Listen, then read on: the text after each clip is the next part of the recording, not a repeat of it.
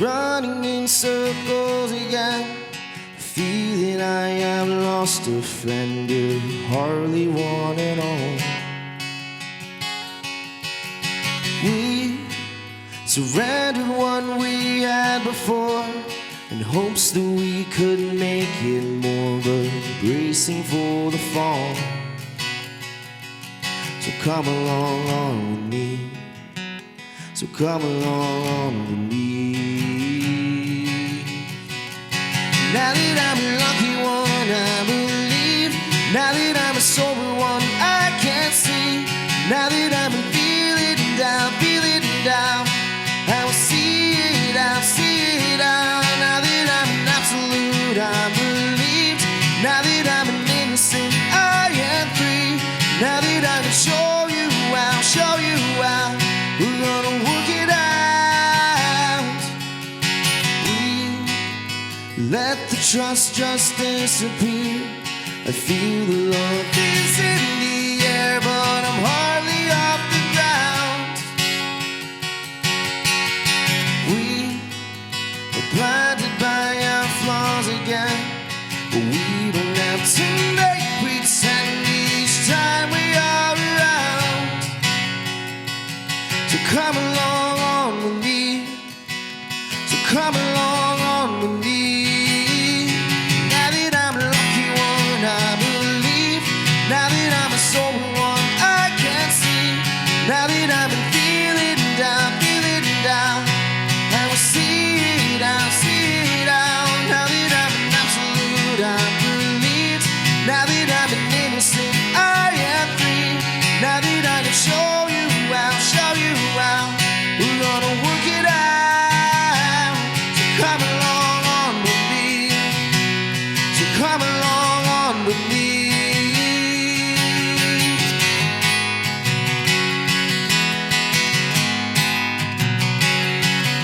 And I don't know why I'm doing what I'm doing, but I think in time I will be alright. Maybe I should have been a victim, but now I'm still alive. Come along on with me. Come along on with me. Now that I'm a lucky one, I believe. Now that I'm a sober one, I can see.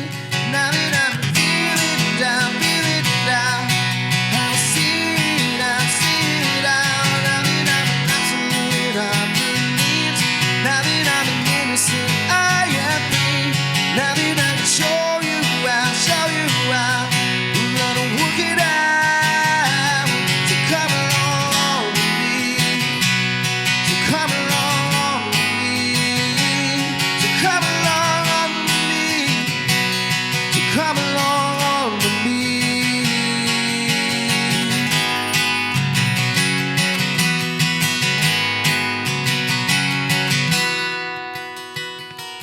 So come along with me. So come along with me.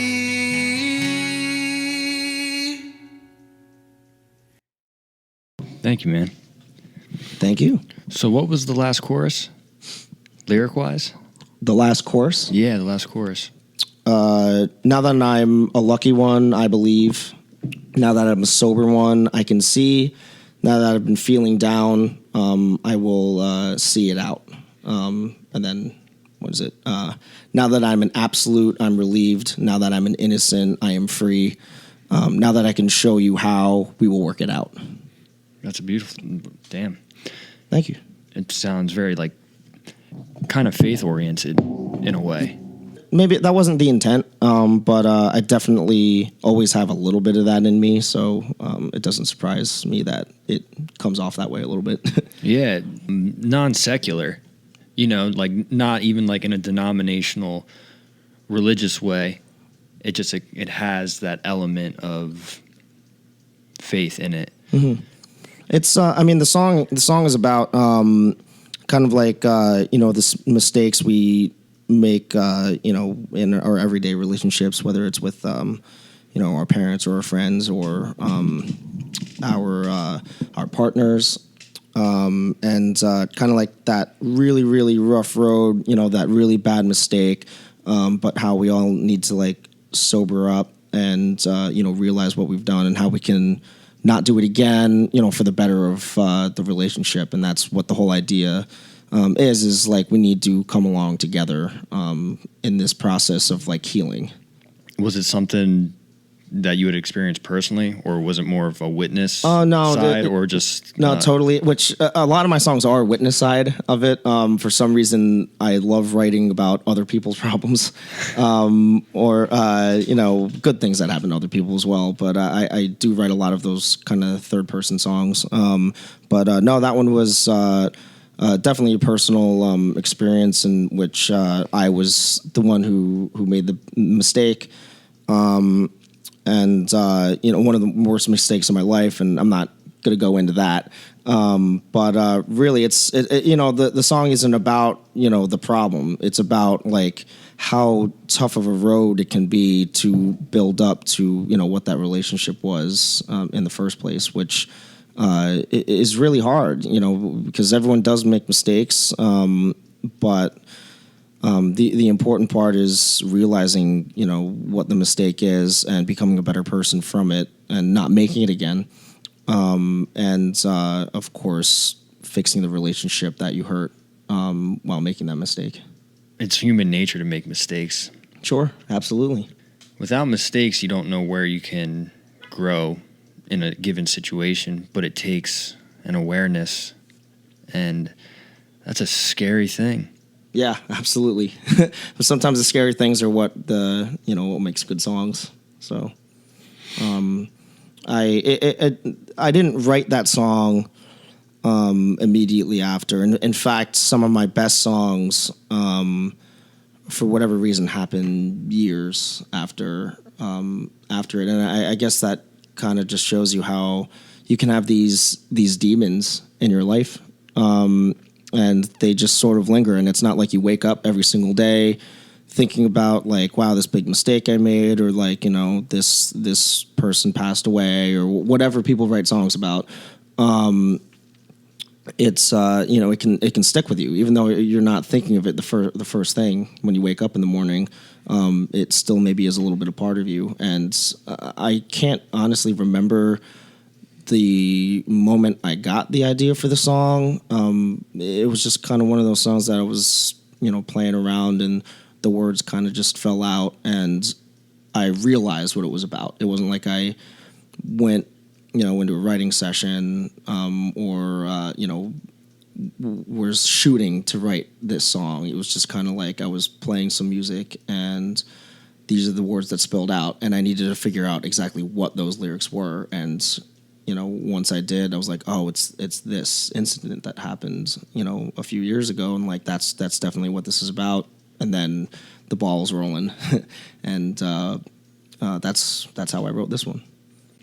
We have like moments of like refractory periods of looking at a situation, and it could be a year later, 2 years later, 3 years later, a lifetime, until you say, oh, damn.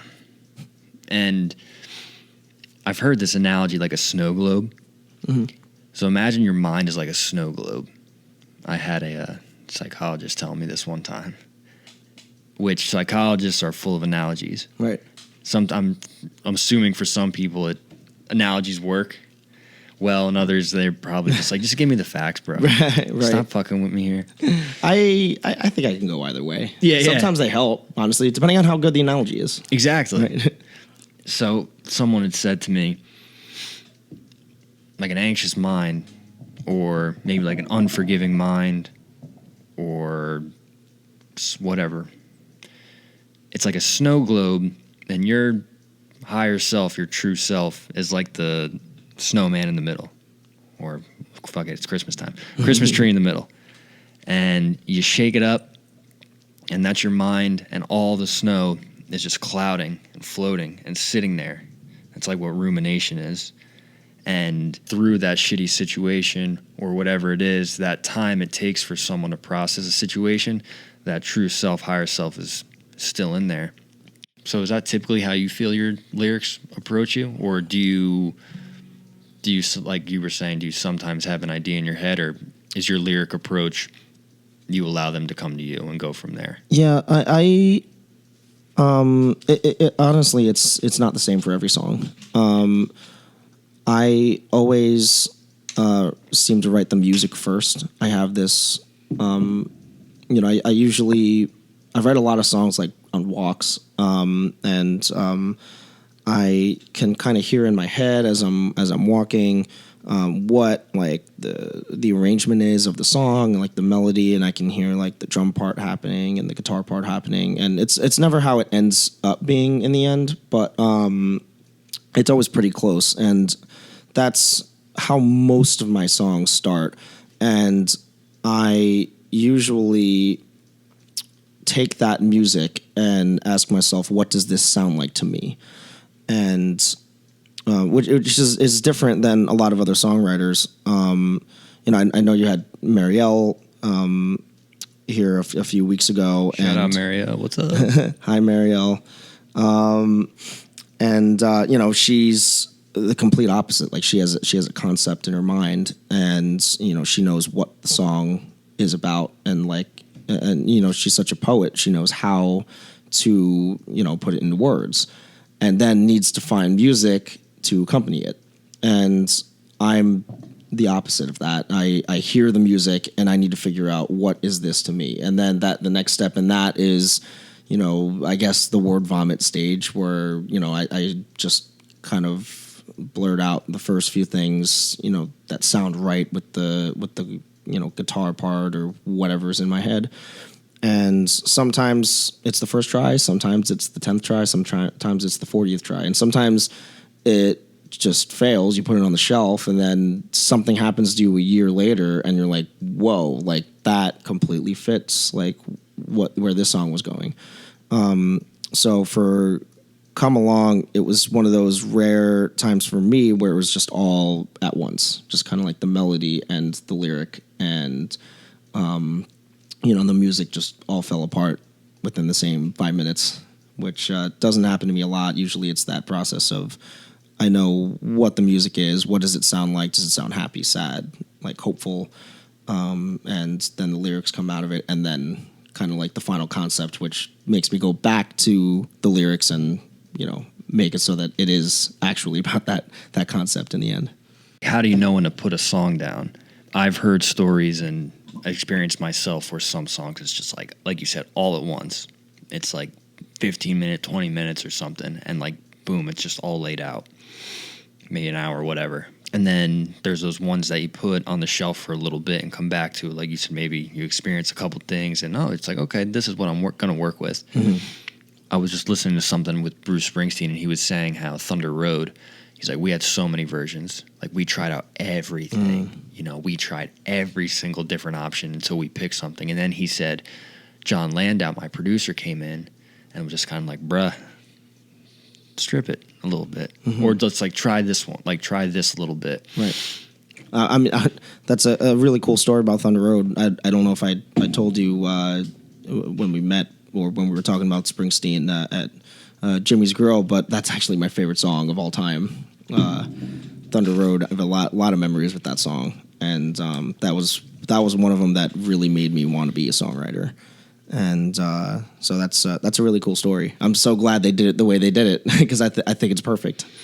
Is there a specific piece of the song that stands out, whether it's the lyrics, the music, the whole thing, the production, the engineering? Is there one thing in particular that drove your, not inspiration, but is there one thing in particular that you're attached to? Yeah, and this is what I think happens with a lot of favorite songs out there, is as beautiful of a song as it is, and as much as I love the arrangement and I love the word picture he paints, it really comes down to just, like a memory. I remember being in my dad's car waiting for what must have been like 3rd or 4th grade, and he was dropping me off in the morning, and he had he had Born to Run, the CD, stuck in his car, so that was the only thing we could listen to, aside from the radio, because it's Spotify or iPhone and Bluetooth and stuff wasn't like in a car at that time. So the only thing he had in his car was Born to Run, and he was like, "I'm going to show you something," and he pressed play. Of course, the first track on Born to Run, Thunder Road, starts playing, and I just clear as day remember listening to that for the first time before walking to school. And I don't think that was the first time I heard Bruce Springsteen, but for whatever reason, that song really stood out to me. That and Rosalita. I remember when my dad showed me Rosalita, I was like, whoa, that is really good. But Thunder Road has this special spot in my heart, and every time I listen to it, I appreciate it more. And as time goes by and I learn more about music and writing and lyrics and arranging and production, like I just gain that much more of an appreciation for it. And, of course, it just always goes back to, that memory that I have of saying like, wow, this song is really good. And I don't think that was a moment where I was like, can I do this? Can I be a professional songwriter? But I'm sure that it was definitely a spark, subconsciously. So that song, very, very special to me. Favorite song of all time. Curious to see what you think of this. Mm-hmm. So here's a Bruce clip that I was checking out. I'd love to get your feedback on what he's talking about. Being a performer, you perform full-time? Yep. So you can tell us about the life on stage. Sure. But Mr. Springsteen himself, the boss, has some perspective. At this point, this is, I think, like 2 years ago. Late in his career, the dude's like 70. Right. And he's had some time to reflect. Oh, of course. And he's done it all. So this is what he's saying. Let me know what you think about this. Looking forward to it. Stage is a unique place. It's pretend, first of all. So you're making believe. The stage is a unique place. It's pretend, first of all. So you're making believe, though you're trying to experience and communicate authentic emotion, and you present a picture of a world and a life that your audience enters with you, and where you communicate and experience a set of common values and dreams and interests with the people that you've been in conversation with for 40 or 45 years, or with some of them only 5 years, or for the first time that night, because we have a lot of young kids that come out and who've just discovered us or just seen us, so that's exciting. And that's a great experience, but it's separate from real life. Real life is the same struggle as it is for most folks, but it also brings with it its own enormous satisfactions. And really, the film is about those two things: the tension between the individual freedom, going where you want to go, doing what you want to do, when you want to do it, where you want to do it, and a family life or a communal life, which really is the ultimate enrichment of the time that we spend here. So the film is about how people make those compromises and where they find their fulfillment. So the life that I've built since I was about 40.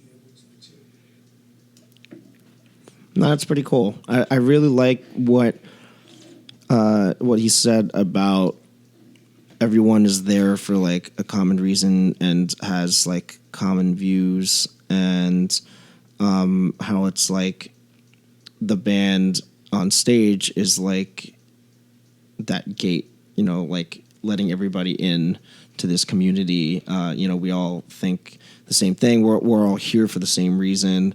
I think that's pretty cool. I've never thought of stage being like pretend, like how he says it. I thought that's very interesting. But I guess that's another way of saying that it's an escape, which I've heard several musicians say is like a concert is somewhere people go to escape from reality for 2.5 hours, to have a good time and let loose and even like reflect or essentially just be on the same side as the band and hear what the band has to say.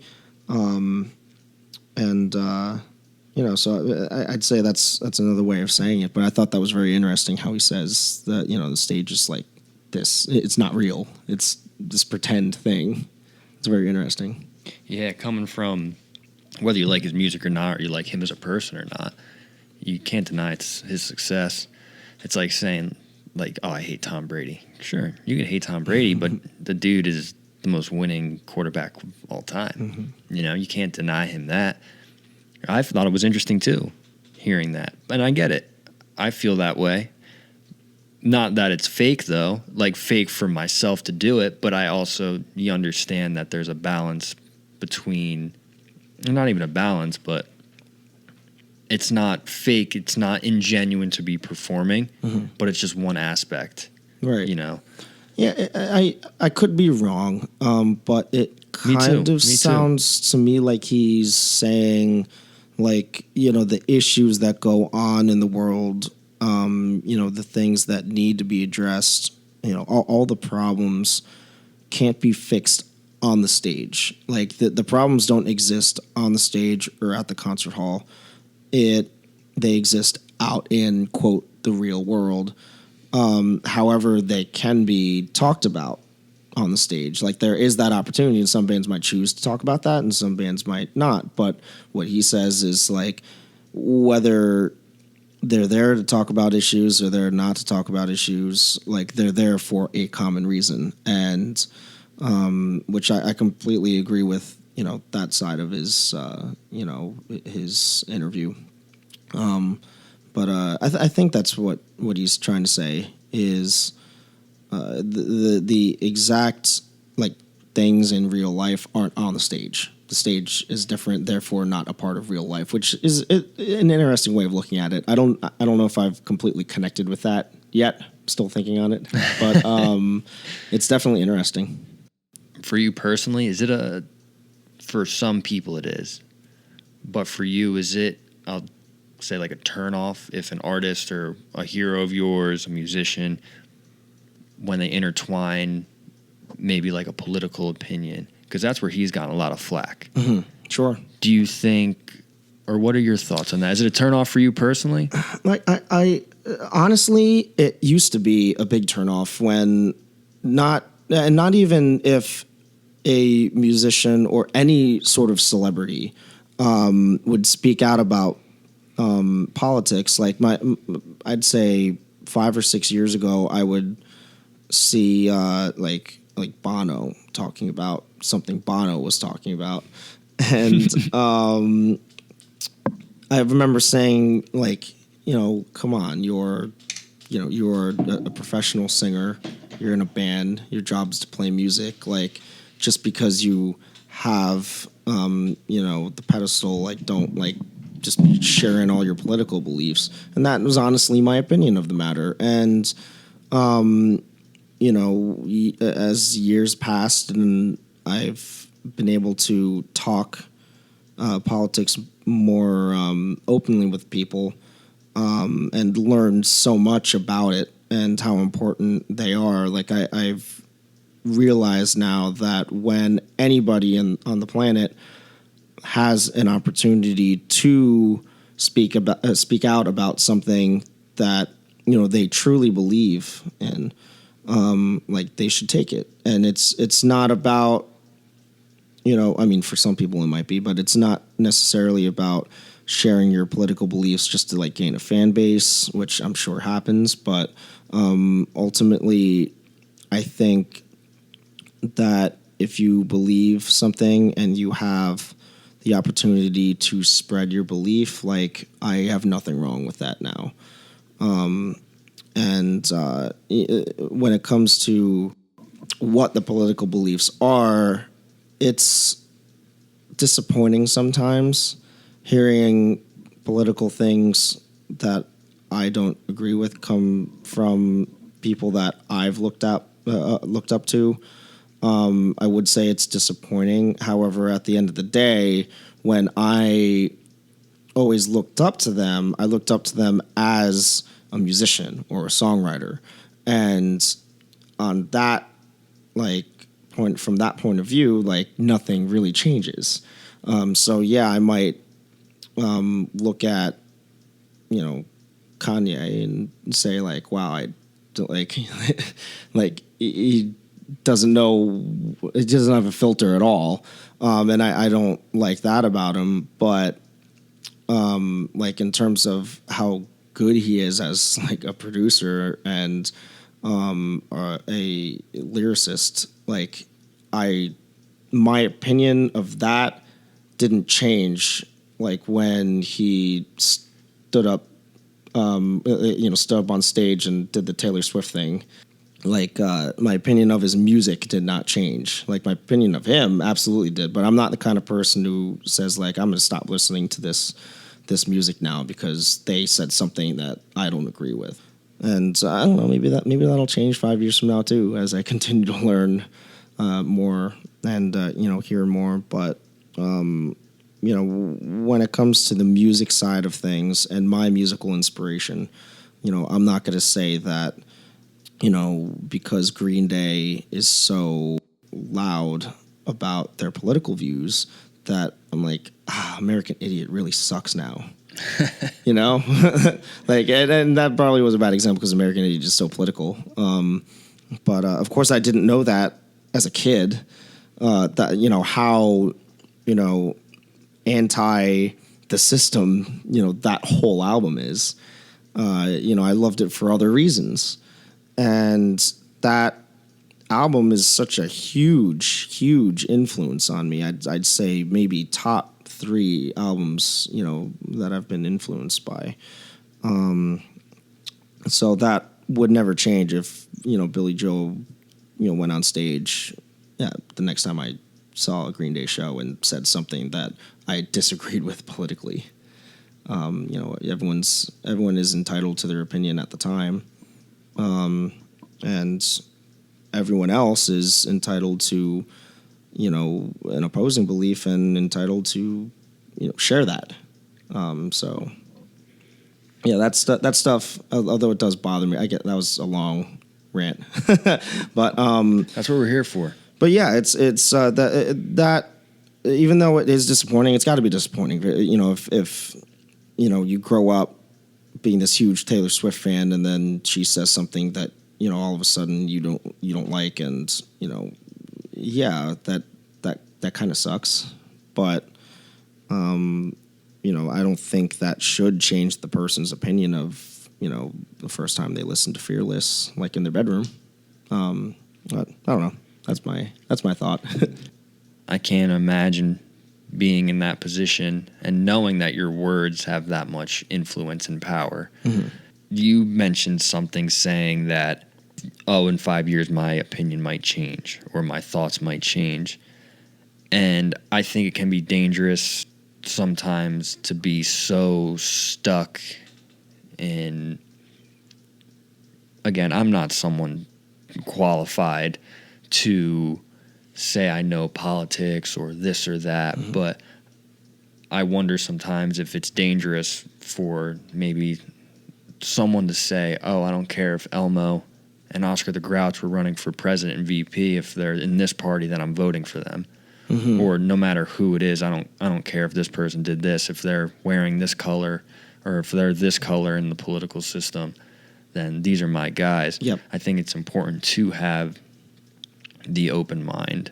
Couldn't agree with you more. And say that, I'm learning. I'm figuring this out. My opinion might change. My brain might change. I might experience something differently that would make me feel this way. And that's an important thing. Right. I couldn't agree with you more. It's good to have the open mind enough to the point to even have a discussion. Mm-hmm. Right. No, I totally agree. There's a lot of that in this country of just kind of like,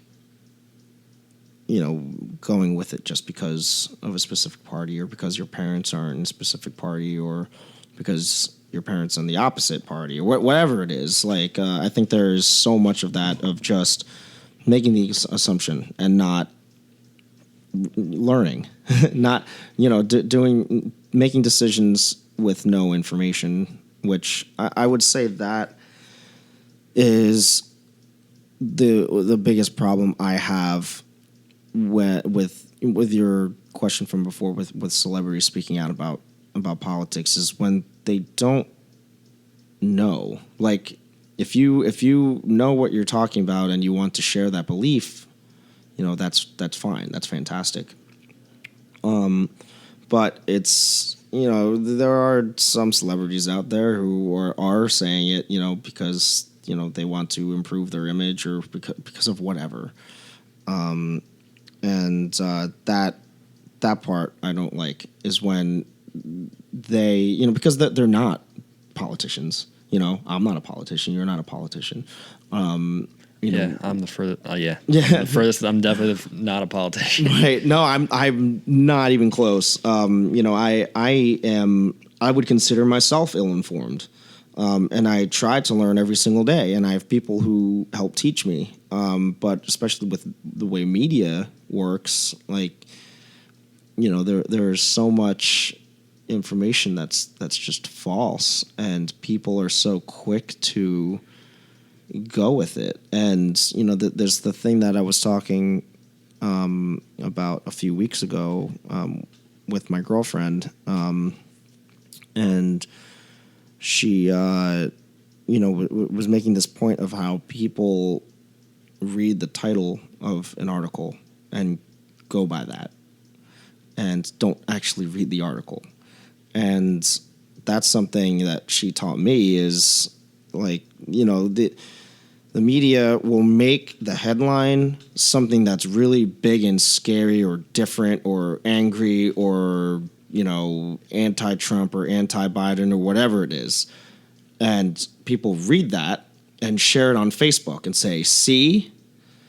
And little do they know when we click on the article and read it that it's really not about what the title is at its core, or it's it's just not necessarily the title of the article. And so many people read that one line and don't read the rest of it, which honestly would back up what they're saying, which that happens a lot too. Is the title is out there and you read the information and none of the information backs up what they said in the title, but no one knows that because they see the title. That's what they want to hear, and then they share that and make everyone angry on social media.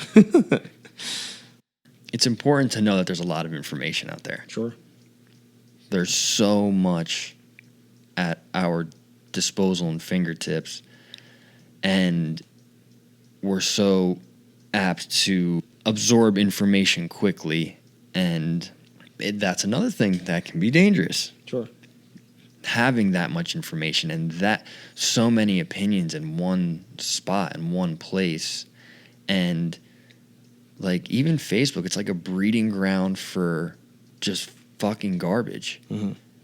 And I guess it'd be nice to believe that we want what's best for humans as a collective. It's important, I think, as individuals for us to be knowledgeable. I would say the same thing. I'm ill-informed. Right. I know what I believe in, and I want to see equality for everybody. Right, but you might be wrong, and you have to acknowledge that. Exactly. Which a lot of people have a problem with. I agree. I have beliefs too, but I know, the second someone proves me wrong, I've been proven wrong. And, the ego side definitely is a big part of politics as well, is people don't like to be wrong. Yeah. So they're not really willing to hear out other opinions sometimes, but you gotta hope that people want to converse to find out what's the betterment for us as a society, a collective, having healthy lives, for hoping and again praying people want to help each other. Absolutely. Would you like to play us another song in the midst of talking about this stuff? Sure. Yeah, so this is I write a lot of songs that if you go by like the first verse, you're you know, a lot of people might roll their eyes, you know, like another depressing song. But I love writing these songs that kind of start off that way. I mean, like Come Along as well. You know, the first line, we're running in circles again. And we surrendered what we had before. And, you know, it's about, you know, those first verse, that first verse is about like the mistake and the problem that came because of the mistake. It's, you know, now we're just going back and forth and we're not the relationship that we want to be or that we were. But what does the song end up being about in the end? It's about the process and about hope. And I love that concept. I love hope. I love these songs that start off dark with an issue, but end hopeful. Not necessarily like the full story and at the end like everybody's happy, but you know, the hopeful, The contrast. feelings. Right. I love these kind of hopeful feelings. And you know, that's what a lot of my songs are about. And this song I'm about to play you, not too many people know. This isn't going to be on my EP that I'll be releasing in the next few months. It's a little folkier and just didn't make the cut for this one. Although this is maybe my favorite song that I've ever written. And it's another one of those songs that I wrote like 6 years after the event happened. And what happened was trying to keep the story short. It was very, you know, a tragic time with my grandfather had fallen down a flight of stairs and. You know, he passed away around Christmas Eve. I think it was on Christmas Eve, long time ago now, back when I was in high school. And that was a very difficult time for me because I was so involved in like being at the hospital, you know, with my mom, and you know, that it was just a very difficult time. And the months following were like in many ways more difficult. But at the, you know, end of it all, what I really had to think about was, you know, when his wife had died 2 years prior to this incident, like he just wasn't the same person. Like he really did lose his other half, and he wasn't really the same. And me thinking about, you know, him, you know, being somewhere up there with her again. You know, it wasn't a quick process, but that is what, you know, healed my, you know, my pain. That definitely helped me get through, you know, that tough time, you know, for myself. So, you know, I don't know why. I have no idea why this, you know, this concept came back to me.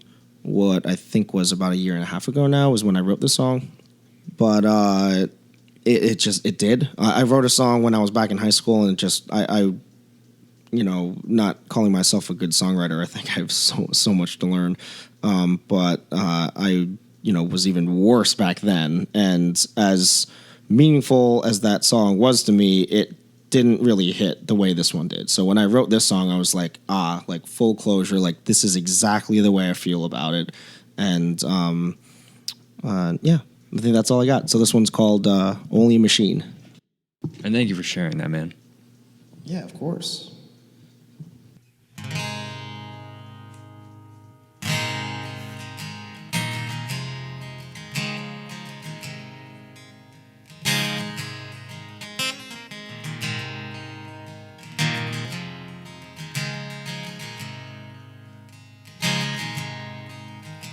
It's Christmas Eve, the weather's so cold,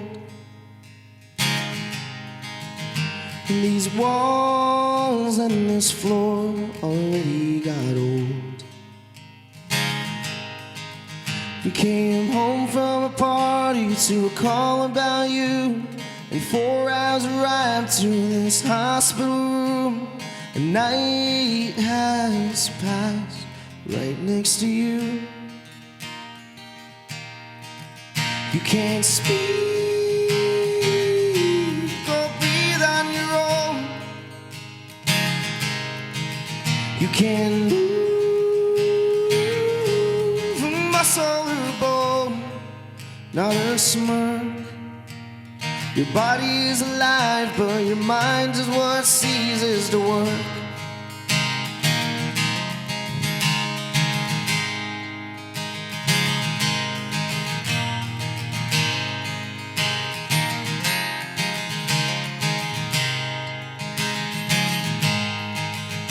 I stare at the wall to pass the time.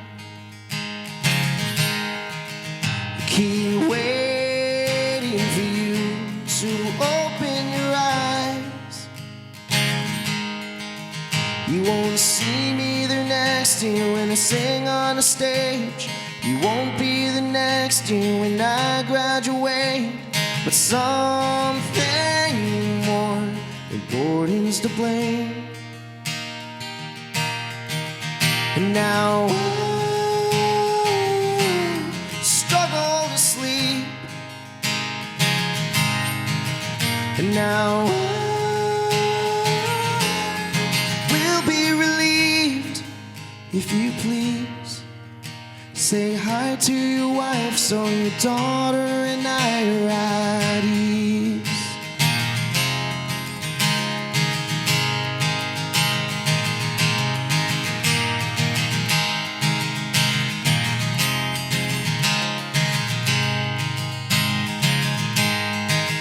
Now you're only a machine away from her.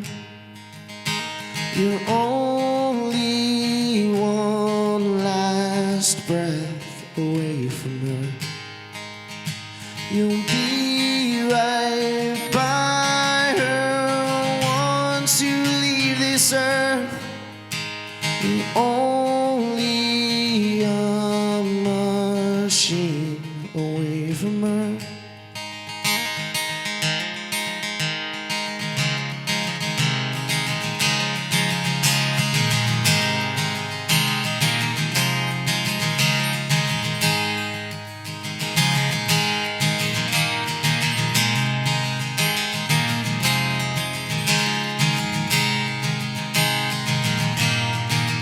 Well, you're right next to me, but I see that you're really gone.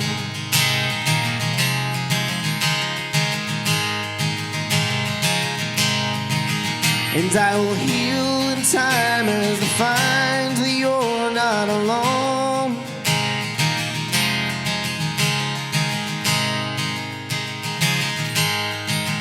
And you no longer breathe, but I truly believe you are home.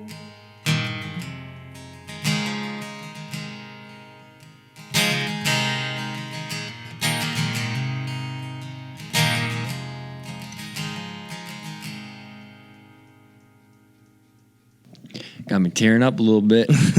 Goddamn. Yeah, thank you. Do you felt like you went through the full grieving process? I would say that and more. The difficult part for me was I definitely was not emotionally ready to, kind of, watch somebody, just kind of not really be alive, but be alive through a machine.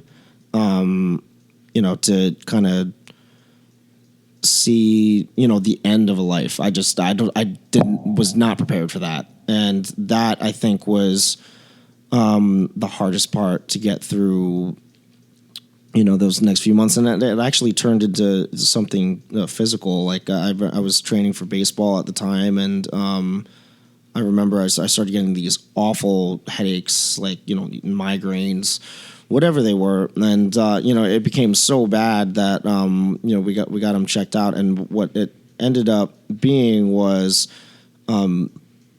my body reacting to stress. And I guess when I get severely stressed out, which, maybe has happened one other time in my life, the blood vessels, like, constrict in my brain. and that causes like, you know, some pretty deep pain. And I had no idea what was happening, but the doctor said that was actually, you know, stress related. So yeah, that was there were a lot of images I couldn't get out of my mind, and it was a difficult time. But yeah, through the whole grieving process, you might even say that it wasn't even over until this song happened. When I had fully hit that, you know, that closure and that understanding of, you know, why, you know, his life ending can be a good thing, and that's what the song is about. But maybe it wasn't until I was able to put it in words and music that I was, you know, fully, ended the grieving process, I guess.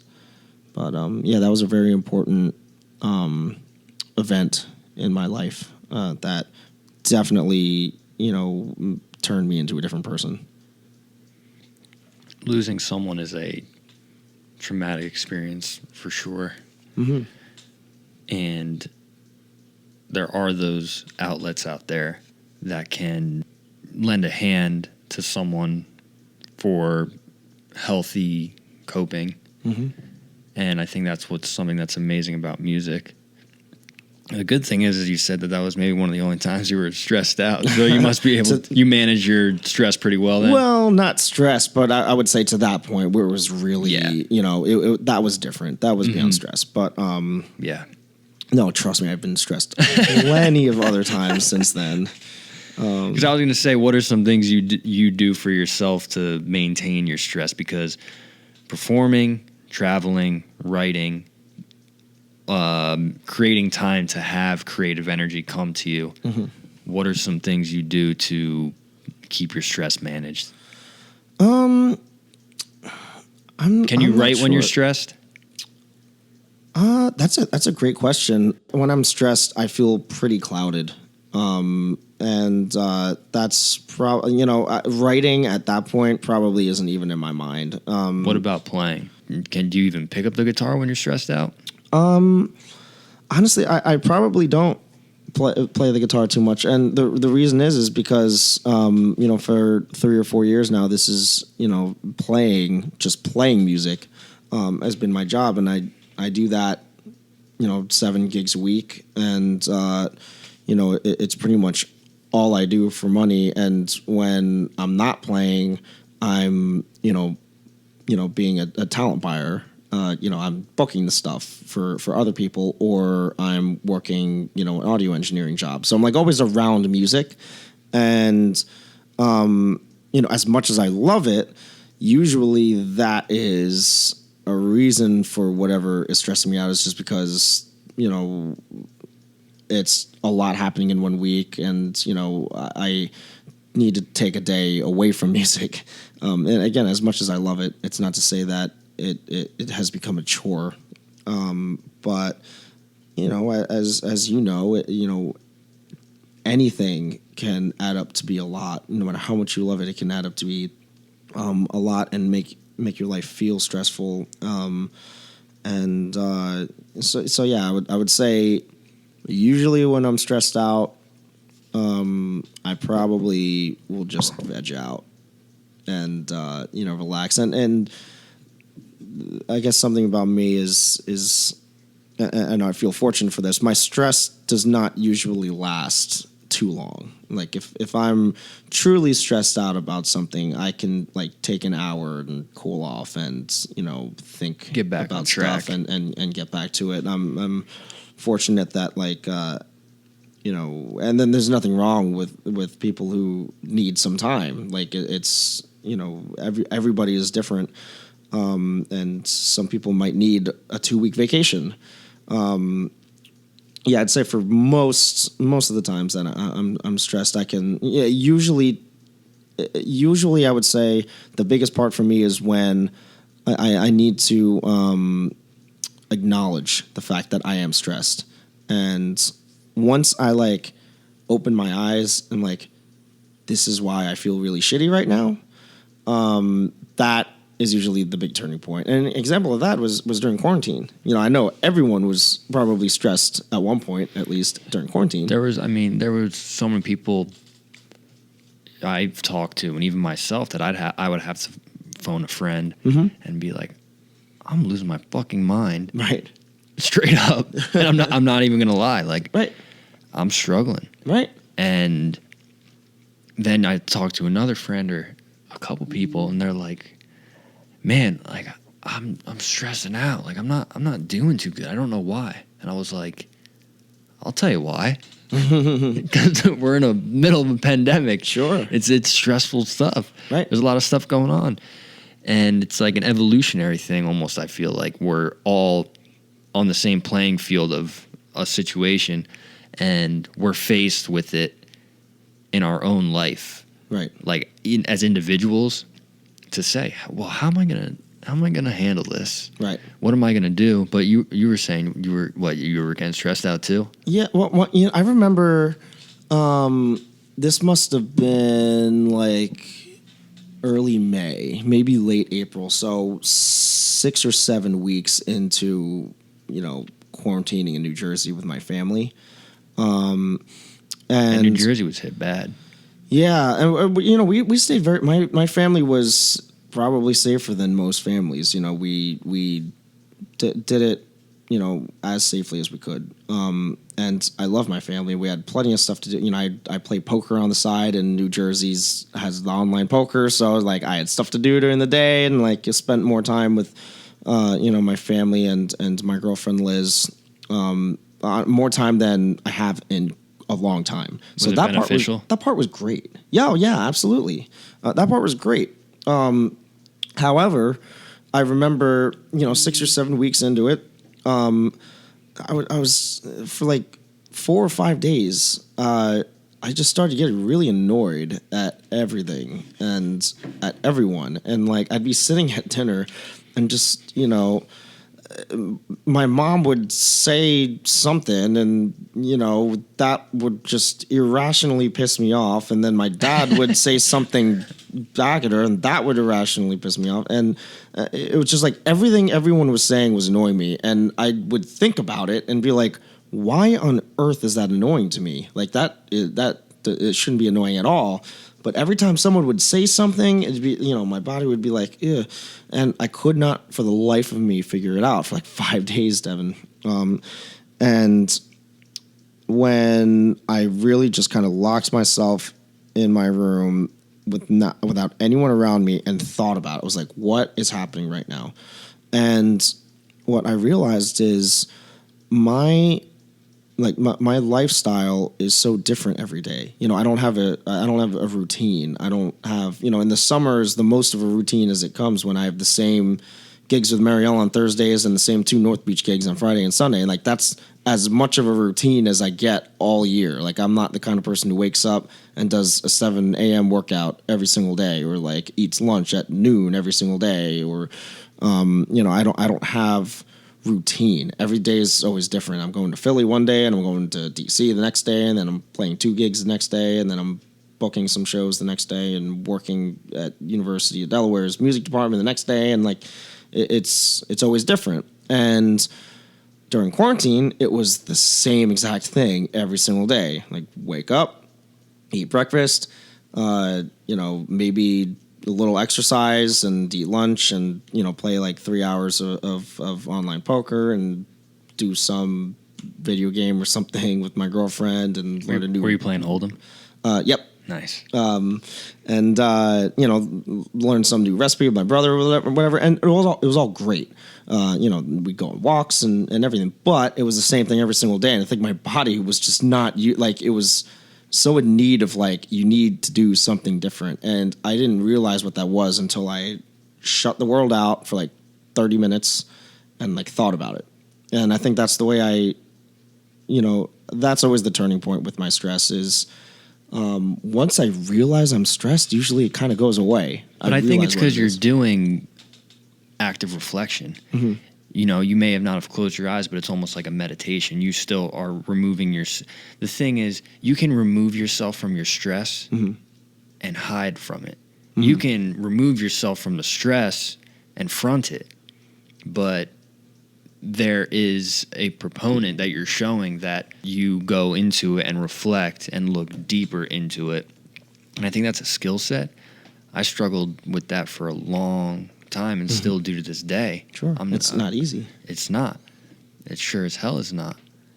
And I'm not claiming that I'm this or that or enlightened. What I'm saying is that shit fucks with my head and you like bad, you know?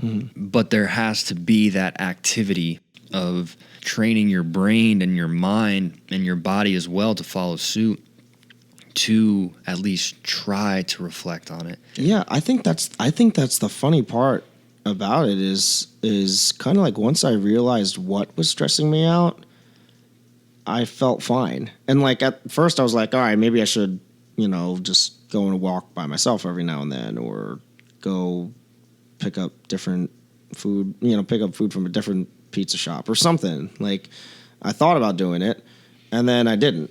But for some reason, I just like once I realized what was stressing me out, maybe I was able to like tell myself like, for the lack of a better phrase, like, is this worth getting stressed out about? It was kind of like once I realized what it was, it helped me. It helped me with the physical part. So like then the next time someone said something, that I didn't agree with or whatever, I would be able to in the moment take a breath and be like, does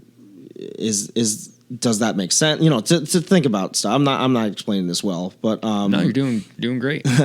It's it's just this weird thing when as long as I know where these feelings are coming from, I can deal with it, and then at the end of the day, by myself, do that reflection and work out or do whatever I need to do to get rid of it. But so it kind of sounds like I bottle it up. But do you, from what you're telling me, when you're acknowledging those types of situations, are you looking at those situations in terms of yourself? It doesn't and that's, I think, a really amazing thing. And again, I don't have credentials. I didn't go to school for any of this stuff. All that I can really say is I've been through enough therapy for the both of us and a lot of other people, and spoken to a lot of professionals over the years. Okay. Like a lot. Been to 3-month outpatient programs for just learning about your mental health, and I've done that a couple times. That's and great. A lot of things. But I say that because from what I've learned from these professionals as well is it's not, from what you're talking about, it doesn't seem like you're saying, oh no, they're pissing me off because they're annoying as shit. Or right. them. Right, you're looking to exactly. say, I want to present myself into this situation grounded, because then those things won't affect me. Sure. And that's an amazing thing. And that sounds like what you're doing. Do you feel that is? That definitely is what that is it, because and that is tough to look at yourself like that. And I think that's, like we were saying, it's tough sometimes for us to do that as people, because you got to look at your shit. Of course, but you got to admit your whatever is wrong with yourself first before you can. If someone says something that pisses you off, you have to really think. Take a second, think about it. Like what do they mean? Did they really mean to say it like that? Like maybe it sounded one way to me. Like that's something I try to do, is when someone says something that bothers me, like to my face, and my instinct is to defend myself or lash back or screw you or whatever. I think for a second, like, what could they have meant by that? Because maybe they meant something different than how it came off. And a lot of the times that's the case. And I think a problem with a lot of relationships is, a dad might say something that pisses off the son, and just takes it the wrong way. And because it's not, now it was a mistake by the father too, to say it in a certain way. Maybe he didn't say it the right way, but again, we're all perfectly imperfect, right? Exactly. Hopefully, and again, you want to be trying your best. So, like you said, that stuff happens, right? But I think that is something I have taught myself to do: is take a second before I get angry, think about what they could have meant by saying that. And usually there's like 3 or 4 things they could have meant by, and, a lot of the times 3 of them are all, very harmless, but the way they said it made it sound, different, like they were kind of attacking you or something. And that when it's said like that, people tend to fight back immediately. But if I give myself the opportunity to say, they didn't mean to say it like that. Like, they want to help. They didn't say this with the intention to hurt me. And when I can accept that, we can move on quickly and talk about it, at least. And if it really bothers me, I have no problem talking about it. But a lot of the time, I can understand that they maybe just said it the wrong way, and I think that has helped me with my, I guess, overall stress in life dealing with people. But it also comes full circle to your career, the juggling act of, because writing music takes a lot of time and effort, and getting yourself into a place to even be able to write and create is a lot of work. And those types of situations are important to learn about. It's a skill set. We don't go to school and learn how to manage those things. You have to go to a therapist for that, or read a lot of books and pray to God that you have a good example to teach you those things along the way. But it takes a lot of work to juggle that, booking shows, managing yourself as an artist, playing the shows, traveling, making sure your bills are in order, working at UDEL, and doing, you were saying, engineering. And I was so naive to engineering and the recording process. I love production. I love the idea and the concept of production. But the engineering, man, I said I've had friends that have engineered stuff for me, and I feel so bad. And it comes back around to reflection, where I was like, oh my God, dude, I had no idea there's so much that goes into it. Right. For like a good product. There's a lot that goes into a record. And I've probably caused so much stress to engineers and producers that I've worked with because of the naivety. Is that the word? I have no idea. I don't know. For being naive towards the situation. Marielle would know. not no. We'll phone a friend right now. But what's your experience like with engineering? What type of engineering are you doing? Full band? Acoustic projects, or what are you working on? It's mainly recording, and I was actually just furloughed from this position, unfortunately. But I haven't been working too much of that recently. But back in college, I was hired as a recording engineer for the University of Delaware Music Department. So it's like a lot of classical, jazz, choirs, jazz combos and student recitals, and I would record those. I later became the coordinator for all those performances from the recording side. So I learned a lot about recording through that job, and I learned a lot about music from that job because I was not really open to hearing other types of music other than I would say like rock, the Nirvanas and the Foo Fighters of the world, and then some maybe singer-songwriter stuff like Sarah Bareilles, and that was pretty much all I would listen to. And then I got that job, and all of a sudden I'm listening to more jazz, and listen to a lot of different types of music, steel bands, and string quartets, and a lot of that stuff in it. Like I had to because I sat there, I was recording it, and really gained an appreciation for music as a whole. And now I listen to a lot of, different types of genres, and I definitely appreciate that part about that job. But yeah, it's recording. That's my thing. And I took a shot at doing some mixing, work, but it's honestly just a whole other animal. It's amazing how different, the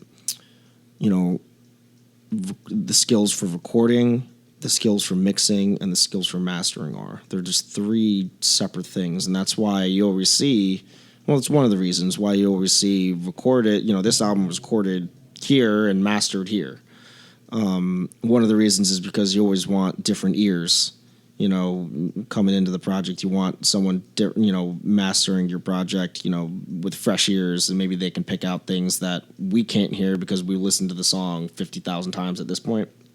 But I would say the main reason is because there are engineers out there who are absolute mastering, geniuses.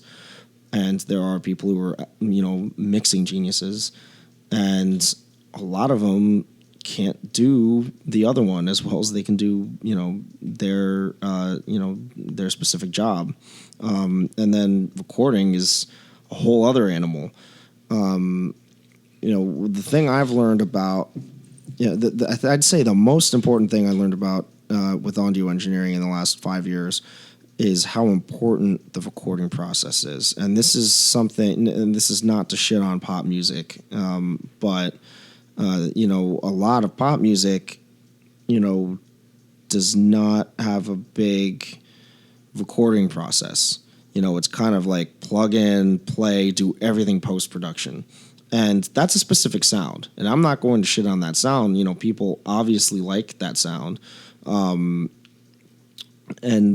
However, it is different, than, you take an album like Nevermind and the recording process that went into Nevermind, or a better example is Sgt. Pepper's. That album is an absolute masterpiece when it comes to recording. The things that they did with microphones, like they would take a figure 8 microphone, and if you know how that works, it literally creates, that is what it picks up, is the shape of figure 8, and they would put the monitors on the nodes so that the microphone wouldn't pick them up, and then Paul on one side, John on the other side.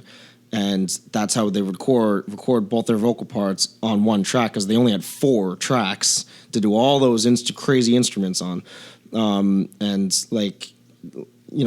and there's so many things. I can't remember what, I think there's a documentary or a book or something out on Sgt. Pepper, but it's an amazing record. But wow, that was quite a tangent. But the difference between... No, dude, podcast is Tangent fucking City. Tangent City, everybody. The thing is, so I want to tackle these things we're talking about. For listeners, polar patterns, right? That's what they're called, polar patterns of microphones. Yeah. So as Sam was saying, a figure 8, and you can help me here, but a polar pattern for a microphone is essentially the range and area a microphone is picking up. Sure. Correct? Yeah. Again, I would say the shape, I guess, to make it simple. So like omni means essentially just like all around the microphone.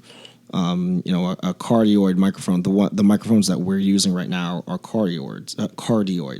They just pick up straight in front of the microphone, like from one side.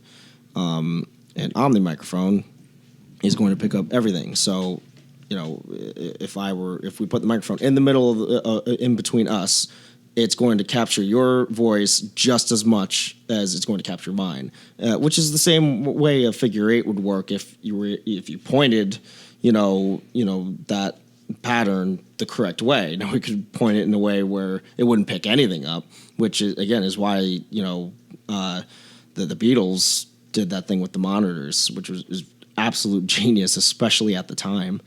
There's so much behind the scenes that once you dive into that world and you see that audio engineering and mixing is just as much of a trade as, to me, like chemical engineering Oh yeah, electrical engineering, like that shit. It can be an art, man. It is. It can be an art. There are things that have been done that are like, yeah, and sometimes it goes. Not to keep going back to I love the recording process. Well, then that's what I'm trying to get to is let's tell the people the difference. Like the recording process, sure, is where you are.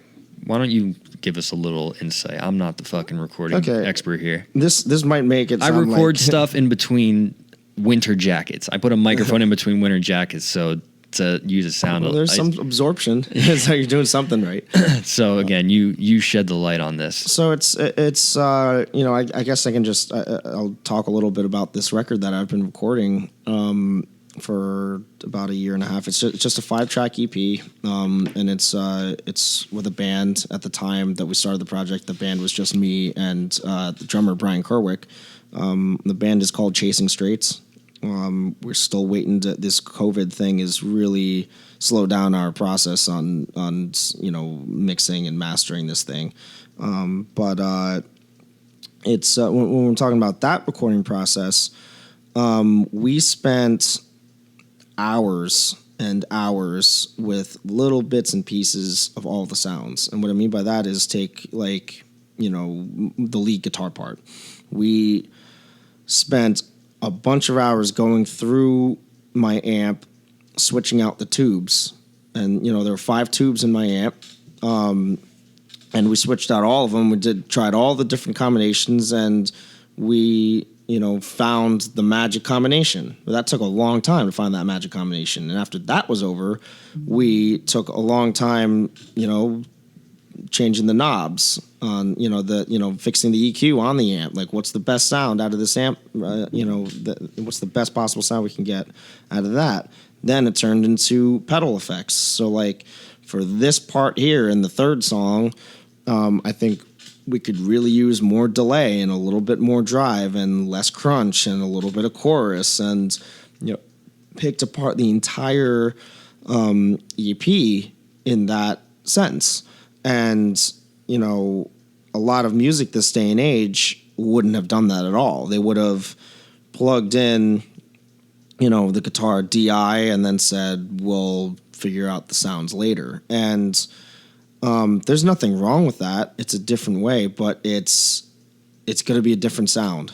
It is going to be a different sound than if the other thing we did was pick out microphones. We spent hours trying different microphones on the amp. Like, it's going to, a U87 on an amp is going to sound way different even than a U87 replicate plugin or something in Pro Tools. They're going to sound different because when you're recording with an actual microphone, with an actual U87 coming from the amp, there's a certain amount of space in between the microphone and amp that you got to play around with and find that, magic space. And it's the magic of the capsule in the microphone, and it's the room. It's going to sound way different, depending on what room and what amp and what guitar and everything. Everything changes. So you can't duplicate that sense of reality digitally in post-production the way a lot of music is done this day and age. It just won't sound the same. Now, and again, that's, I want to stress this is not to shit on music today. It's a different sound. It's what people are going for, and it's cheap and quick. So I completely understand that.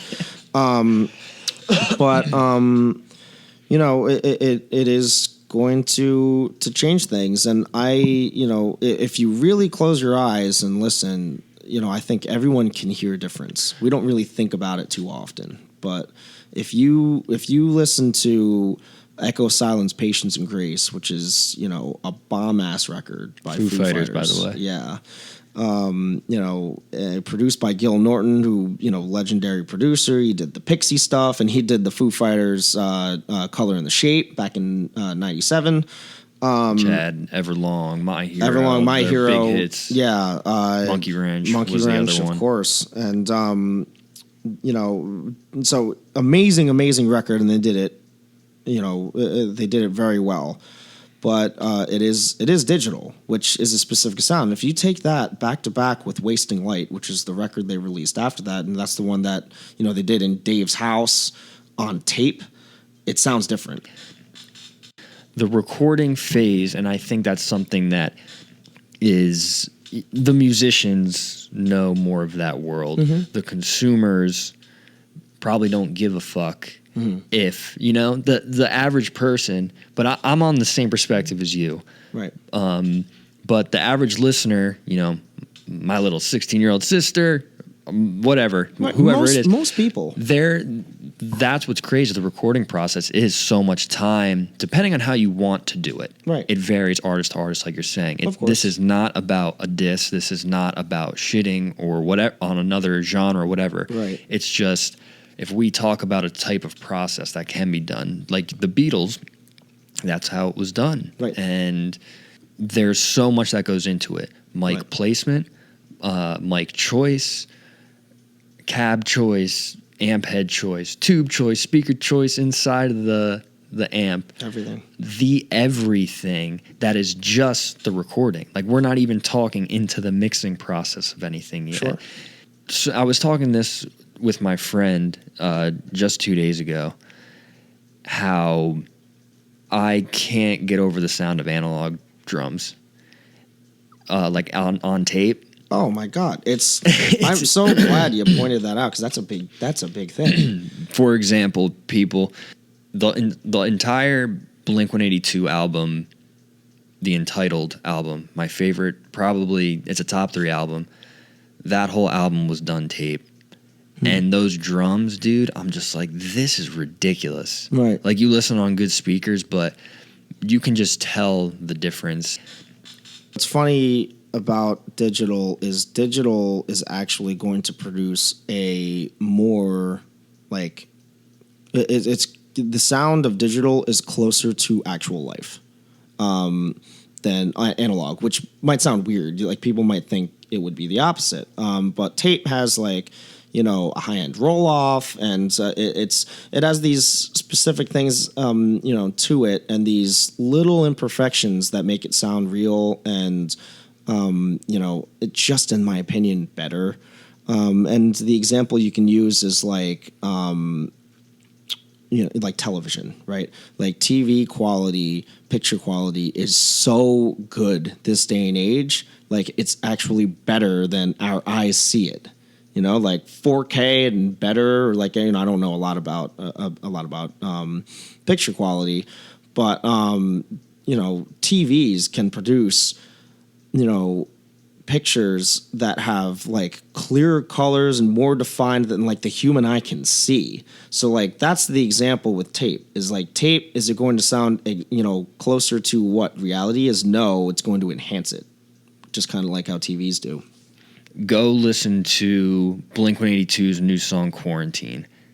The drums in particular. Just listen to the sound of the drums, and then go and listen to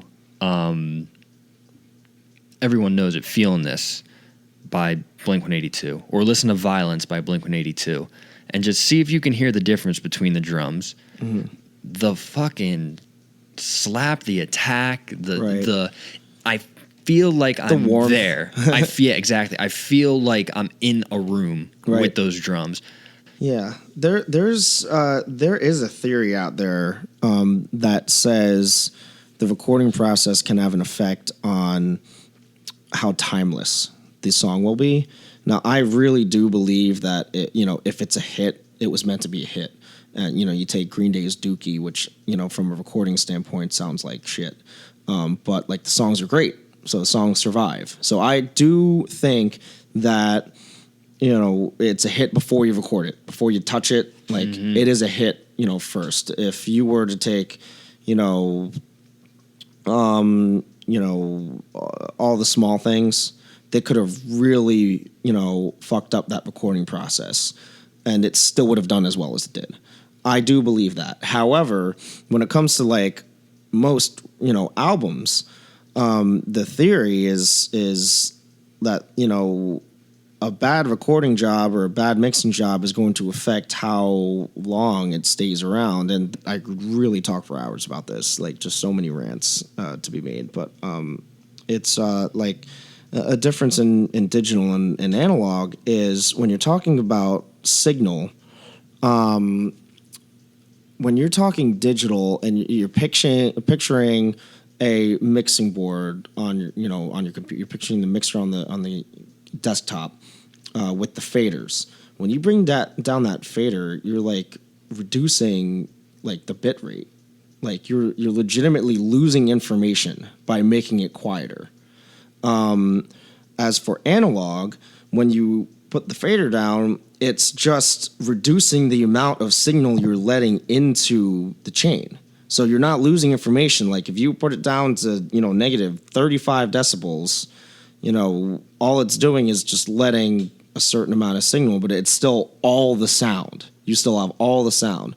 But really think about how that could add up digitally. Like you have, the EP that I've been working on, some of the songs have like 35 guitar tracks on them, all layered on top of each other and made it really loud. And we did this on tape, which I love about the project. But if you take those 35 guitar tracks, digitally, and you start bringing down you bring down those faders just like a little bit, and you're losing all that information. That ultimately is why digital sounds slightly thinner than analog. If you listen to something off of Wasting Light, those guitar parts are thick, angry, loud. And, if you listen to a song as great as The Pretender, which it is great, it's going to be slightly different. It's going to sound a little bit thinner, a little bit weaker. That's why, is because when you're dealing with the volumes, like you're legitimately playing around with ones and zeros, which, is something about digital for sure. And then the other thing about digital is, and this, is a big, this kind of goes with the timeless thing I was talking about, is like you could take, all the bands like, the Eagles or Led Zeppelin. If you put any of those like MP3s that you buy off of iTunes, they're going to be quieter. Why? Because all of the dynamic range is there. And what happens with a lot of pop music this day and age is people want it to be loud. And what they use to do that is something called a limiter in the mixing and mastering process, mainly the mastering process, where if you're picturing the signal, right, the digital signal, they essentially chop that off so it's flat. And what that does is make the entire song sound really, really loud. And that's why if you're listening to anything by like Kesha, then you listen to an Eagles song afterwards, you're like, why is this Eagles song too soft? And that's what gets people, is they're like, this song is too soft. At first, the loud pop thing, you turn it on and like, bam, you hear the bass and like everything smacks you in the face. It's really, really exciting. You're like, wow, this is awesome. It sounds huge. But then what happens to it, it like, people start to forget about it. I can't make that assumption for pop music or any kind of music like right now or in the last like 10 years. But the example a friend of mine likes to use is the Audio Slave record. Like that was supposed to be like the best record ever. You're talking, Rage Against the Machine and Chris Cornell all on the same thing. Like it's got to be the best thing ever. And the first listen, you're like, this is pretty cool. But like, what the hell happened to it? Like, it's just not around. It really was not timeless, and like that's. I know, Like a Stone stood out. Yeah, but I didn't explore that record enough either. Mm-hmm. It's which again, all of this is a theory. My producer really believes in it, about the whole limiting thing, and it's that's just another side rant about digital. It's about, I think, the genre, and that goes into production. All these different phases, the recording to the mixing to the mastering, and then the process of production, how the song's going to sound and when it's going to sound this way. And it's going to, side of it is a whole nother can of worms. And that's the beauty of music, is the pop's going to make it this way. EDM is this type of production and engineering. And then the rock is more in that realm of, we need huge drums. We want them to sound real. Because we also have those examples to look upon.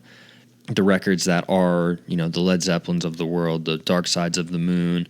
For me, again, I look at Blink-182's Untitled record as me, like I said, top 3 most influential. But I go back to that record, and from spending so much time researching it and watching the videos, seeing how they made the record, and then you could go find another band, again, like the Foo Fighters with Wasting Light, and you're like, oh shit, well, what did they do? Why do I like these records? Mm-hmm.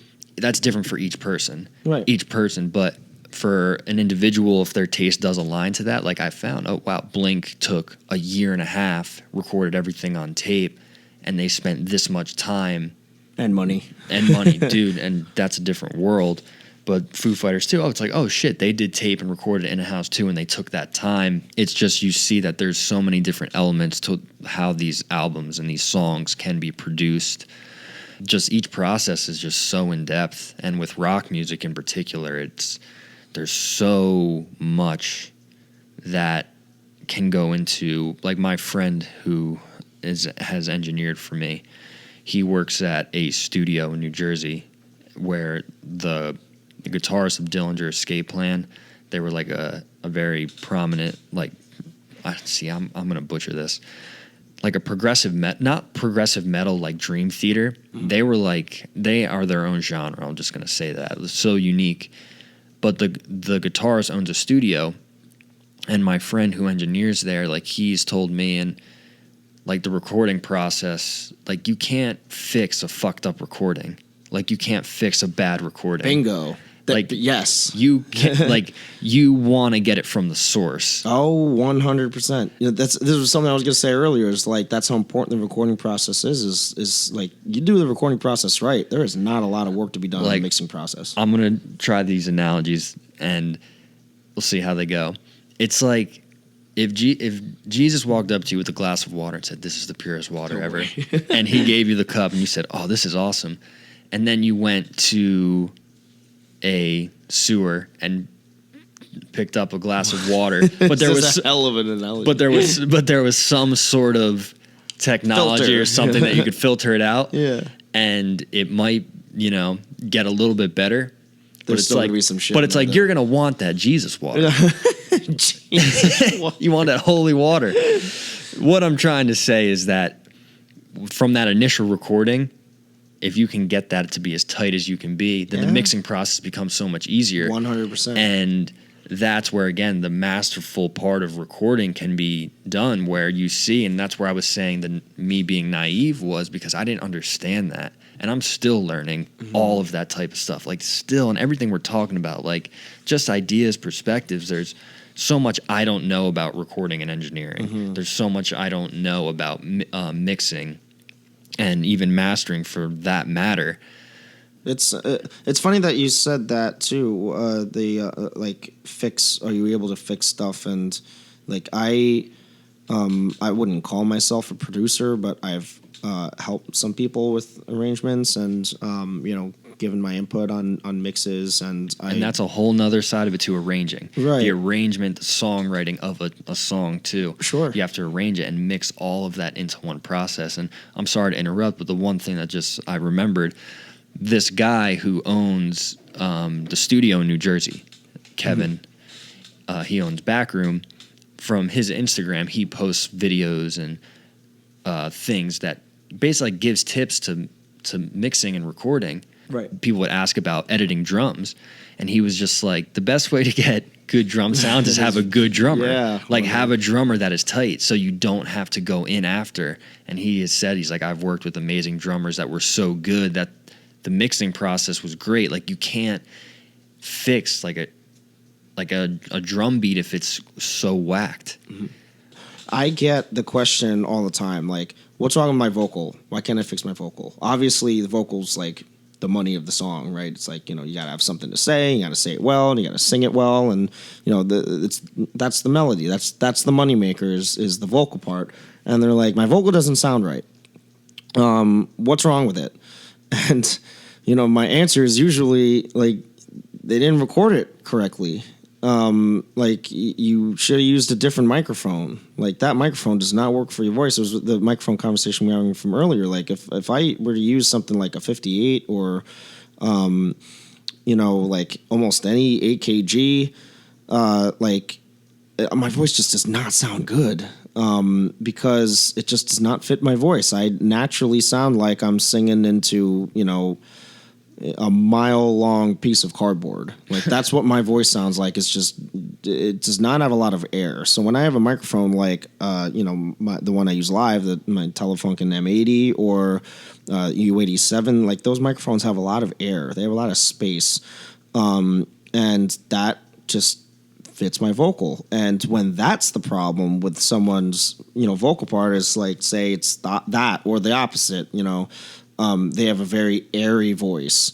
Take someone like Ariana Grande, right? If she were to use something that has a lot of air in it, then it would just all sound like air. Like there wouldn't be any beef to the vocal part. So if that's the problem, I'm like you can try all you want, but it's not going to like ultimately fix the problem. That should have been fixed before you even hit record. And it's like, I'm sure it could be fixed, but it's like, there's, like you're saying, that's where like investing in a great engineer or a very knowledgeable producer, whatever, can be a huge asset to an artist because they know those things where they might hear it before someone else. And there's people out there that, as a musician, they might have that knowledge at their disposal too to say, okay, yeah, maybe let's try a different mic to have the ear. Right. But that's for maybe there are musicians that might not know those types of realms. Someone may just be starting out. Right. And if they had an engineer that's great to say, yeah, hey, this mic might feel a little bit better. I'm feeling that. And I think that's where you find those good engineers, the good producers, where they say, you know what, this tone might be a little bit differently, where it even goes to guitars. You could have a good producer like that can say like, bro, like that, we should not be using the bridge on a Strat for something that should be like a 335 with a, semi-hollow with humbuckers. That can be a huge thing. Like you can't fix that. Like you can't take that Strat and say, oh, well, I want it to sound like this, so go to the source. Yeah, make it sound like a Les Paul now. Yeah. Like, no. And the thing with microphones, too, is people might not be aware, because, again, I don't know who's listening to this, but there could be people that want to learn about music and might want to understand, hey, like, how does a process work? Because correct me if I'm wrong, like each microphone has like based like a different frequency chart with like an EQ almost, right? Like the way it responds to. Absolutely. So that's like what Sam is also saying, like the terms airy, like a lot of producers and engineers and musicians will communicate in these terms. It sounds muddy. It sounds too airy. It sounds too boxy. It sounds too fat. Right. You want it to sound good before it hits the converter. That's a big thing. And when you work in like digitally, when you're working with analog, like on my EP, like eventually it's going to be digital, because you're not going to take tape and just put it on Spotify. If you want it to be on Spotify, you're going to have to go through a digital converter. So you want it to sound as good as you want it to before it hits that converter. Otherwise, you're going to be, as I said, working with those ones and zeros and messing around with that kind of stuff, and you start to lose a little bit of information, and that changes things. But yeah, it's an interesting world. I could talk about it forever. But it definitely is a big part of music, and people don't usually see what really goes into making a record a lot of the time. Well, I know even when I showed my dad the record we just released, and he was like, "This is great. This is really cool." And I showed him like the Logic session, and was like, "Yeah, this is like 6 guitars playing the same thing." And I was just showing him like, listen to the difference. Like if I just mute these, like one thing I was doing is I have a mini Martin, and the strings haven't been changed in like a year. And it just sounds like it's so warm. Like it has a brightness to it, but it sounds completely different than my Taylor with brand new strings. So I recorded both of them. Sure. And I recorded the Taylor with a warm audio microphone. I forget what kind.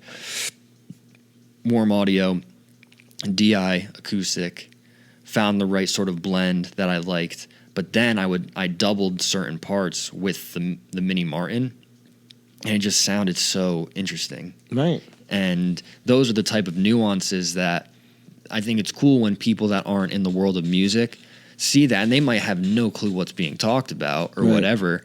But I wish I could show you the session that I have of one of my songs that we've been working on. It's pretty wild. We've been using my engineer uses Nuendo, and it's the way we recorded our guitar parts is like take like say, you know, my left ear is the Les Paul, right? So the Les Paul part on the left and the SG on the right. Oh, you have the actually it was flipped because the snare's on the right, so you don't want the SG mid competing with that. That's another rant. Don't need to get into that. But so I was trying to sound like a know-it-all. So you have your SG on the left and your Les Paul on the right, and we're doing the Les Paul part, and we record it one time exactly the way I like it with the amp, and we have 2 microphones on it. We had U87 and an R121 ribbon microphone, so that's 2 guitar tracks right there. Like boom, 1 take, 2 guitar tracks. Now what we do is we turn it to the bridge pickup and do it again, and then do the neck pickup. Do it again. So now we got 3 parts, and we're making it just sound, bigger, fatter, louder, like a bigger part. And this is something that like Rush did very, very well. It's like all those parts, he plays it so well. It sounds like one guitar, but it's like a fat ass guitar that Alex is playing.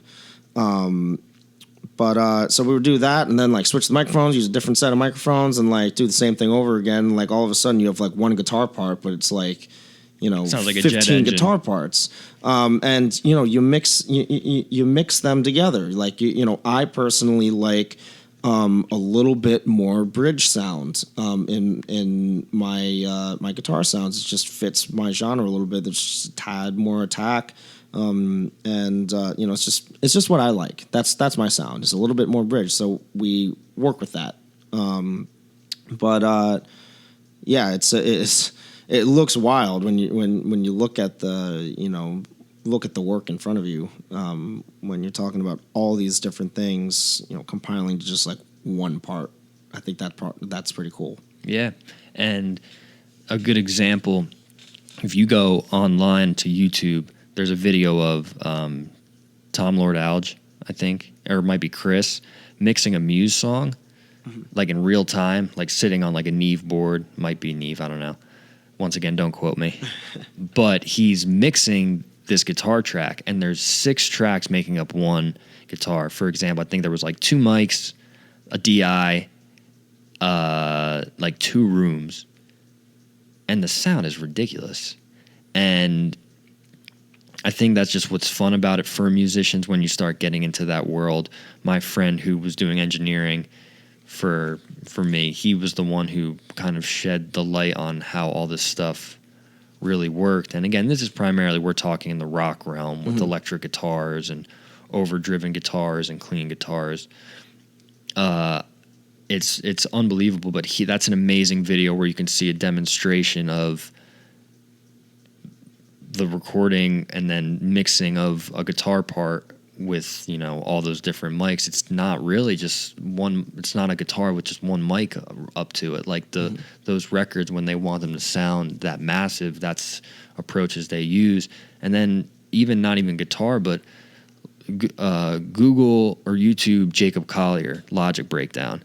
And I showed my cousin this one night. Oh my! The kid was. I showed him. It's called Moon River, and it won a Grammy for like best acapella. This kid, I think he's probably our age, but he's like I swear to God, he must be like Beethoven or somebody reincarnated. He's got to be. There's no way he's not. But he wrote this song with just like his voice, and there's like 600 tracks. Wow. And it's just unbelievable, dude. That's really cool. It's fucking crazy. So I highly recommend that. Yeah. Well, why don't we do a send-off with one last song? Whatever you want. Okay. Doesn't matter to me, but tell us a little bit about it, and we're going to start bringing this thing to a close. I really appreciate you taking the time. Yeah, thanks for having me, man. It's a lot of good stuff, and time flies. I mean, we've been here a while. I didn't even feel like it. I love talking about this shit, dude. That's the thing.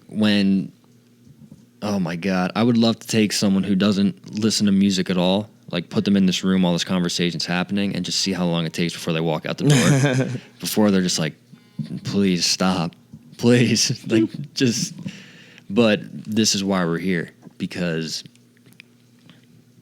music is an amazing thing. Love it to death. So yeah, what song you want to play and what's it about? Well, I will play one more off of this EP. This one's called "I Hope You Stay." Is the last track on it.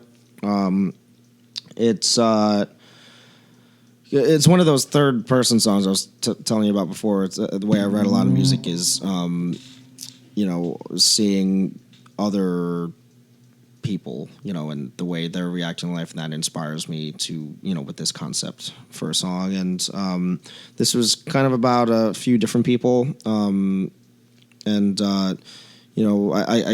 being one of them, where, a lot of my musician friends, they all need to take a leap. They need to, step out of their house and do it.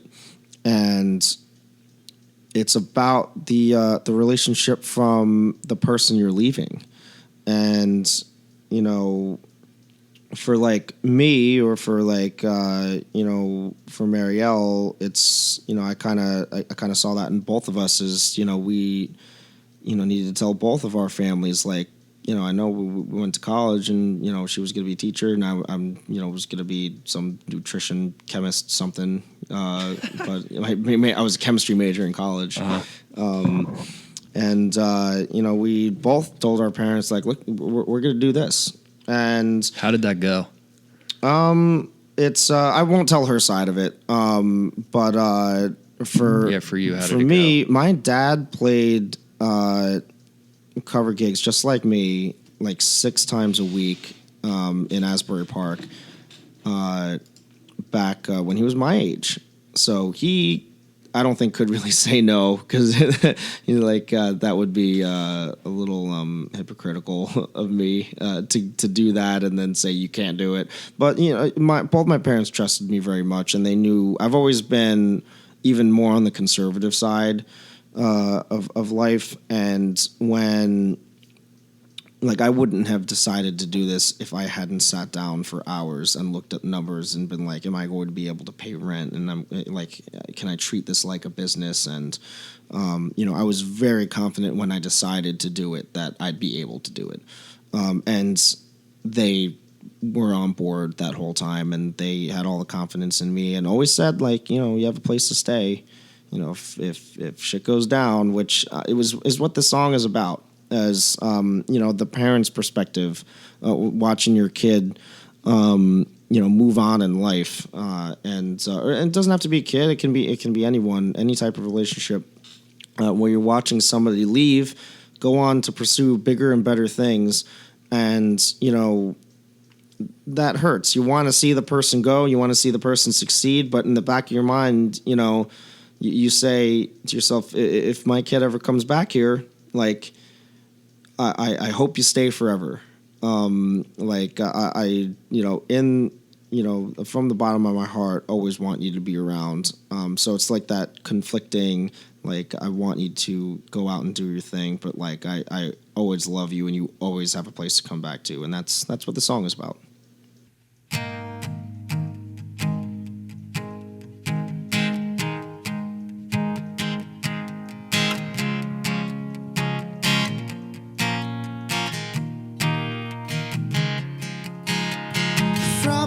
So you became family. You now walk away so humbly.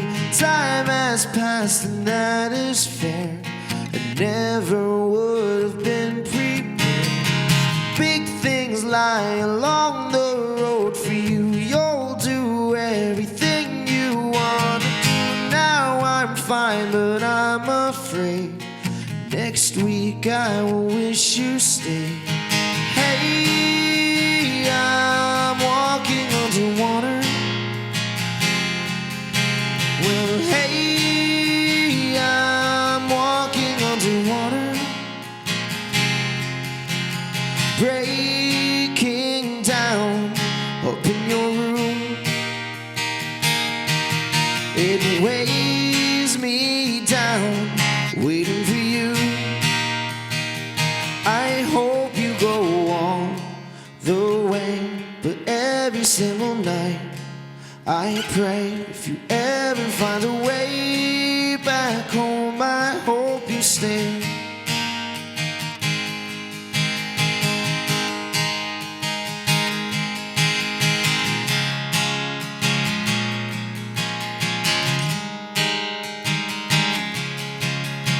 Try to call me every now and then, let me know you're safe and sound again. Try to put my mind at ease, cure me of this doubt disease. Home don't really seem so far away, but you may not be back for another day. Hope you're clothing, hope you're fed. You break my heart and break my bread.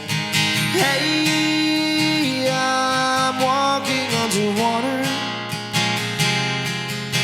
Well, hey, I'm breathing underwater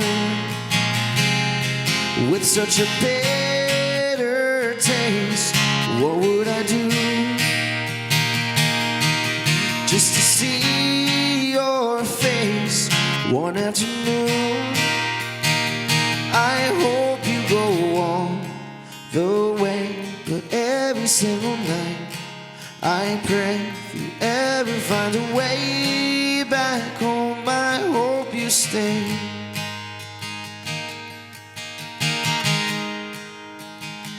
I hope you go on.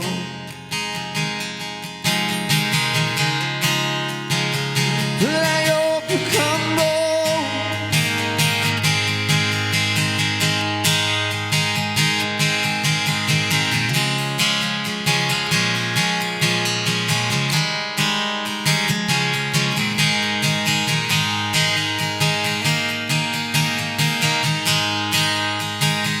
I hope you go on the way, but every single night I pray, if you ever find a way back home, I hope you stay. If you ever find a way back home, I hope you stay.